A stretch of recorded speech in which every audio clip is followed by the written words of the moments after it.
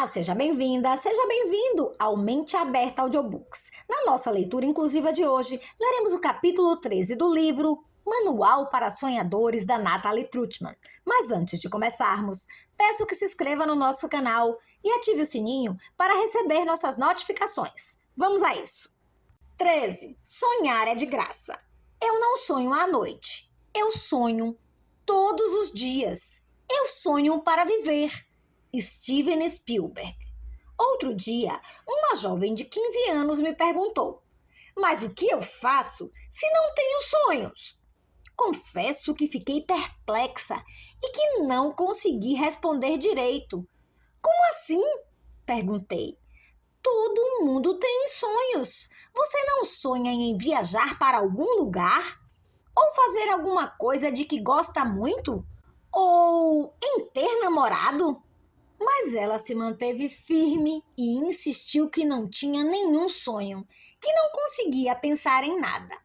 Achei que talvez fosse uma forma de chamar a atenção, mas fiquei perturbada e comentei com um conhecido que me deixou ainda mais perturbada com o seu comentário, porque o admiro muito.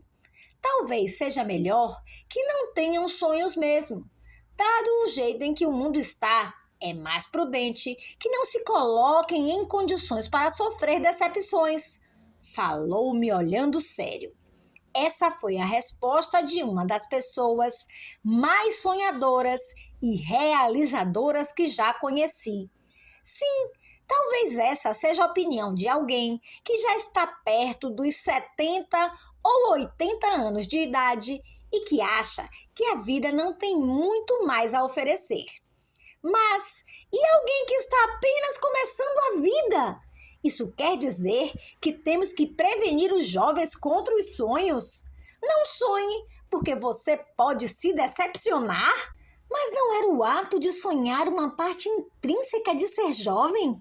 Assim como a acne e a rebeldia? Quem está fechando as janelas que permitiam aos jovens sonhar? Será que as novas gerações já vêm predispostas a ser mais práticas e pragmáticas para compensar o que nós jamais fomos? Nossa, eu fiquei perturbada mesmo. Talvez porque eu já sonhei muito e fiz tanta maluquice. Já sonhei que seria bailarina quando tinha 9 anos e era apaixonada pelas minhas aulas de balé e pelas sapatilhas rosa que tinha que usar. Já sonhei que seria pintora e faria quadros no estilo de Matisse com figuras abstratas e coloridas. Já sonhei que seria artista quando era bem pequena e assistia à premiação do Oscar com minha mãe, observando aquelas artistas tão lindas e glamurosas, vestidas como princesas. Já sonhei que seria descoberta como designer de joias quando vim para o Brasil e comecei a fazer bijuteria para vender minhas peças de flores secas e crochê na Praça Benedito Calixto, em São Paulo. Já sonhei que seria a versão feminina de Jacques Cousteau quando fui fazer minhas aulas de mergulho em Útila e fiquei cuidando de iguanas para poder dormir na estação de pesquisa de graça. Já sonhei que seria designer de roupas em Milão quando terminei meu mestrado e me encantei com a elegância e o físico dos italianos. Já sonhei ser tanta coisa: princesa, cantora, executiva, nômade, cigana, mãe de 8 filhos, a versão moderna de Madre Teresa, marinheira, roteirista, jornalista, escritora, triatleta e até mágica. Muitos foram os sonhos transitórios que duraram muito pouco, mas não acho que perdi nada por ter me permitido sonhar com eles e, em alguns casos, correr atrás de objetivos. Sempre me interessei por coisas que pareciam legais e interessantes de viver. Quando eu era pequena, nós morávamos em um condomínio no topo de uma montanha que ficava longe da cidade e que tinha muitos lotes sem construções, que estavam cheios de mato e árvores. Meus irmãos e eu gostávamos de construir barracas com os ramos das árvores e imaginar que éramos personagens de Sherlock Holmes resolvendo algum mistério. Minha mãe gostava de pintar e passava dias fechada no quarto, que tinha virado estúdio, passando minúsculas e delicadas camadas de tinta sobre pratos de porcelana. Meu pai gostava de criar orquídeas e passava a maior parte dos fins de semana plantando e transplantando as pequenas mudas na linda estufa que ele tinha construído no jardim da nossa casa. Enquanto ele inspecionava suas plantas e cortava as raízes e folhas mortas, eu gostava de sentar no fundo da estufa, embaixo de uma das mesas de madeira, pensando nas pessoas que conheceria ao redor do mundo. Na época, não tínhamos internet, mas existia um negócio que se chamava PenPal, que era o sistema para fazer amigos em outros países, pelo qual a gente podia escrever cartas. E eu sonhava em algum dia ter uma rede de penpals pelo mundo. Nesses sonhos de criança, nunca imaginei que iria viajar pelo mundo como viajei, nem que iria conhecer todas as pessoas que conheci. Mas meu coração estava cheio de emoção e felicidade por tudo o que uma vida internacional poderia ser. Minha cabeça já voava bem longe dos cantos da estufa do meu pai e não conhecia limites ou medo. Naqueles dias, tudo era possível. Ao nos tornarmos adultos, perdemos um pouco dessa ingenuidade e da emoção que sentimos quando ainda acreditamos que dá para transformar os nossos sonhos em realidade. Lembro que, em um dos meus encontros com Kate, quando já éramos adultas e tínhamos obtido trabalhos e outras vitórias que nos permitiam viajar o mundo, falamos sobre a desmistificação dos sonhos e como muitas das coisas não eram como nós as tínhamos imaginado. Tínhamos 28 anos e decidimos nos encontrar por alguns dias na linda cidade de Paris. Eu estava no meio de meu MBA infernal, a 1 hora e pouco da capital francesa.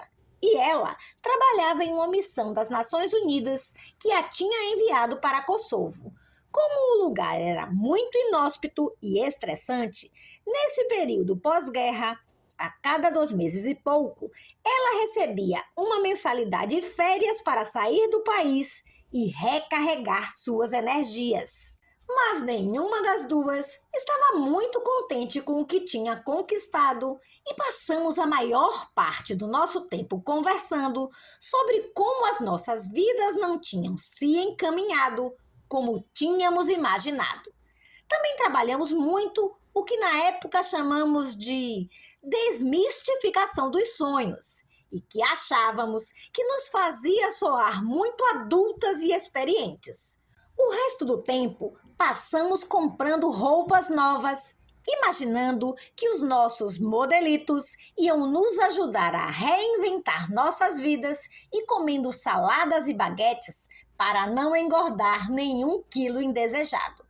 O engraçado é que não percebemos em nenhum momento que estávamos, de fato, vivendo um sonho, que lá atrás, quando estávamos enfiando melecas no bebedor de água e sendo chamadas de cavalos pela professora, não tínhamos imaginado que um dia iríamos conseguir nos reunir para um jantar em Paris. Depois de muitos anos, estávamos nos reunindo, cada uma por conta e méritos próprios, do outro lado do mundo, e a única coisa que fazíamos era reclamar e olhar para tudo o que não tinha dado certo nas nossas vidas, que naquela época tinha muito a ver com o fato de que também não tínhamos arrumado namorado. Mas não era fácil para 2 mulheres como nós, independentes e teimosas, que não tínhamos muita disposição para ter que responder às exigências de mais alguém. Tínhamos alcançado um sonho de infância, só que já adultas não conseguíamos enxergar a importância das nossas conquistas e do momento. E essa cena se repetiu mais algumas vezes na Guatemala e em Nova York, onde Kate também trabalhou. Onde também passamos o jantar inteiro ponderando sobre a nossa famosa desmistificação dos sonhos e sobre como era melhor encarar a realidade da vida com um bom senso de humor do que continuar tendo sonhos infantis e irreais. Continuei com essa visão mais cínica e adulta até que conheci alguém que realmente conseguiu realizar seu sonho. São poucos os que realmente não desistem deles. Então, não é algo que acontece todo dia. Mas quando acontece, nos faz abrir os olhos e relembrar o que se sente e acreditar que podemos tornar real.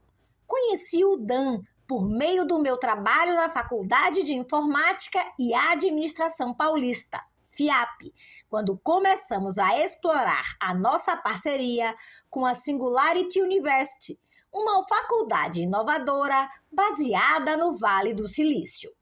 Em um contexto muito tecnológico e futurista, ele era o único palestrante que falava sobre a importância de seguir os próprios sonhos, a veia principal que nos une a todos e que, por mais cínicos e pragmáticos que consigamos fingir que somos, continua sendo muito importante, independente das nossas idades. Mas o que mais me impressionou da palestra dele foi a sua própria história, já que desde criança ele sonhava em ser astronauta e depois de muitos anos e muita perseverança, finalmente tinha conseguido alcançar seu sonho. Na palestra, Dan compartilhou sua história e contou que, quando era criança, ele falava para todo mundo que queria ser astronauta. Ninguém olhava feio para ele, já que nessa idade os adultos acham engraçado quando uma criança fala algo assim. E muitas também querem ser astronautas.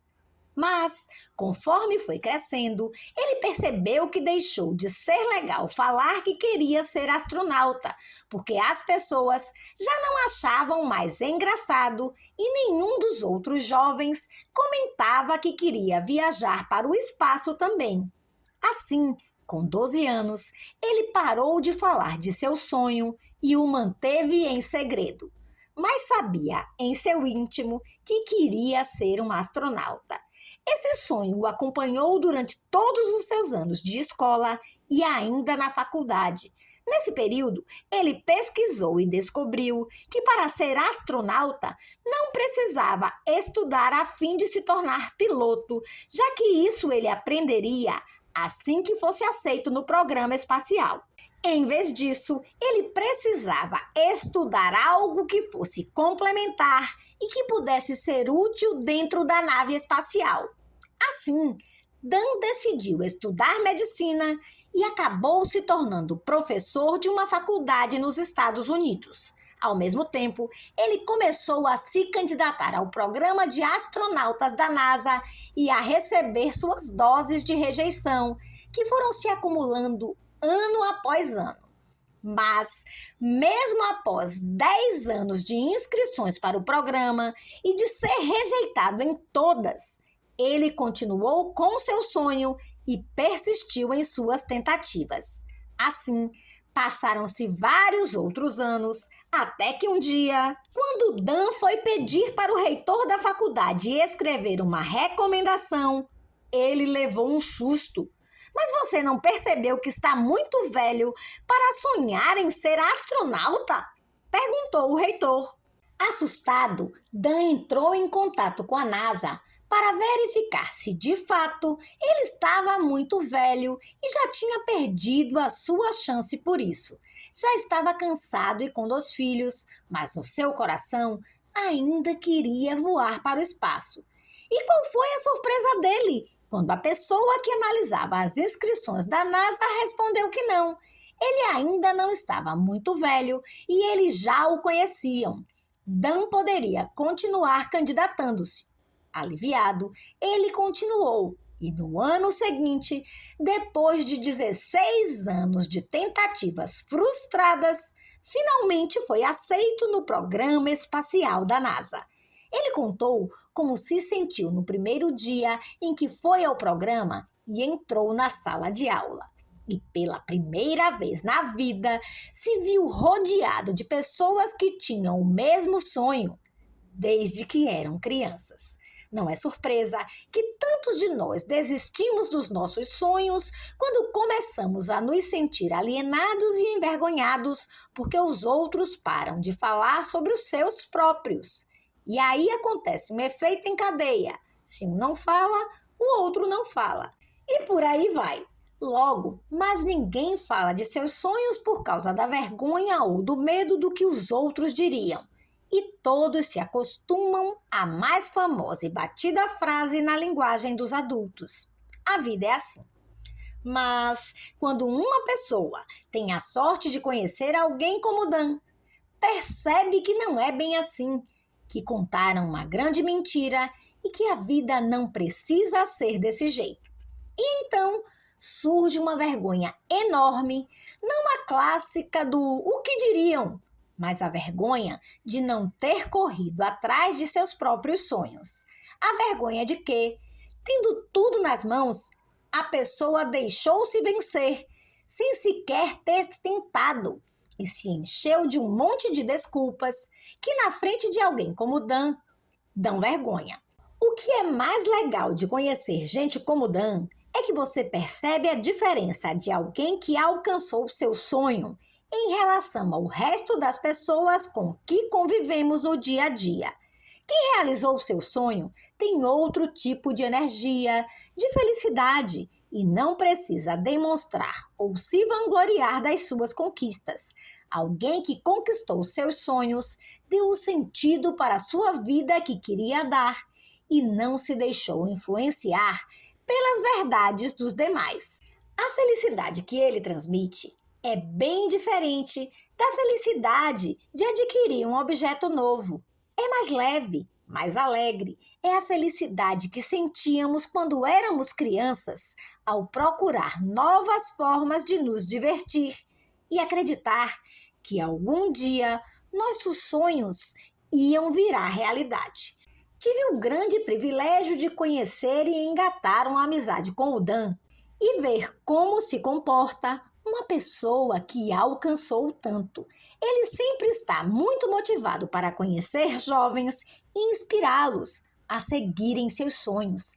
Prefere almoçar ou passar tempo com um jovem desconhecido do que com alguém em uma alta posição executiva, o que é muito diferente do caso dos restantes dos adultos, já que a maioria não tem tempo para jovens desconhecidos e quer mesmo é estar perto de outros adultos famosos ou reconhecidos. Assim, quem sabe um pouco da sorte recai sobre ele e o ajuda a conquistar mais vitórias adultas. Na minha experiência, tenho conhecido poucos adultos que têm tempo para ser generosos com um jovem que não vai trazer algo de valor em troca para eles. Mas o Dan é diferente. Ele não precisa de favores ou da sorte de outros. Ele já fez seu caminho e ele sempre pergunta para as pessoas, independentemente da idade: "E aí, qual é o seu sonho?" A maioria, não importa a idade, fica nervosa ou envergonhada e fala que não sabe ou que ainda não pensou nisso. Mas o Dan insiste. E o que você está fazendo para alcançar o seu sonho? "Ah, mas me falaram que não dá para fazer isso", muitos respondem. E aí, ele olha nos olhos da pessoa e afirma: aqueles que lhe falaram que não dá para fazer são aqueles que não seguiram seus próprios sonhos. Recentemente tive de novo o enorme privilégio de conhecer mais alguém que também conquistou seus sonhos. Apesar de ser muito mais jovem do que o Dan e de ter percorrido um caminho bem diferente, a energia e felicidade que ele emana é muito similar. E ele mostra a mesma generosidade e seriedade quando questiona os sonhos dos outros. Como assim? Você não acredita no seu sonho? Na visão dele, Não existe outra opção. Trata-se de Eduardo Lira, jornalista e escritor do livro Jovens Falcões, de 24 anos. Assim como Dan, a idade também não foi um empecilho e, da mesma forma, ele alcançou seu sonho. Ele sonhou com mudar o mundo através de sua escrita e não deixou que sua origem humilde, sua falta de contatos ou de experiência o impedissem. Aos 22 anos, publicou seu primeiro livro, Conversas com Grandes Lideranças, onde, com poucos recursos, entrevistou 23 lideranças do país como trabalho final na sua faculdade. Ele queria fazer o melhor trabalho que poderia e conseguiu realizá-lo apesar dos desafios. Ouvi-lo falar nos faz sentir tanta vergonha de ver quantos recursos e quantos momentos das nossas vidas nós desperdiçamos por ter medo do que diriam e enchendo-nos de desculpas sem valor algum. Semelhante ao Dan, ele também nos faz sentir quão grande é o nosso potencial se nos permitimos sonhar. Meu filho mais velho tem 5 anos e meio e há alguns meses me perguntou por que o amiguinho tinha mais brinquedos do que ele. Sem saber o que dizer, eu respondi que isso não importava, porque ele tinha mais imaginação que o amigo, o que valia mais do que os brinquedos. Já sei, respondeu emocionado. Como eu tenho mais imaginação, posso imaginar que eu tenho mais brinquedos que ele. Como sempre, me surpreendeu com sua criatividade e capacidade de raciocínio. Foi pensando nele e no meu outro filho, em todos os adultos que conheço, que vivem frustrados com seus trabalhos ou suas vidas, e nos jovens que se questionam se dar ou não para fazer algo, que pensei em escrever este livro. Muitos sonhos são destruídos por pessoas bem-intencionadas que não souberam alcançar os seus próprios sonhos e que não conseguem mostrar para aqueles que perguntam que a vida não é assim, porque tudo o que eles conhecem é assim. Mas a vida não é assim. Não precisa ser assim. E todos nós deveríamos ao menos nos permitir uma vida cheia de sonhos e mais sonhos. E uma imaginação e ingenuidade tão fantásticas e grandes como aquelas que tínhamos quando éramos crianças. Sonhar é de graça e, no pior dos casos, ao menos vai nos desiludir um pouco e tornar a vida bem mais divertida e interessante do que para aqueles que não se permitem sonhar por medo de parecer ridículos ou infantis. E se eu tivesse que resumir tudo em poucas linhas, seria bem simples. Adulto igual a vida é assim. Jovem igual a vida é assim. Sonhador igual a vida não é assim.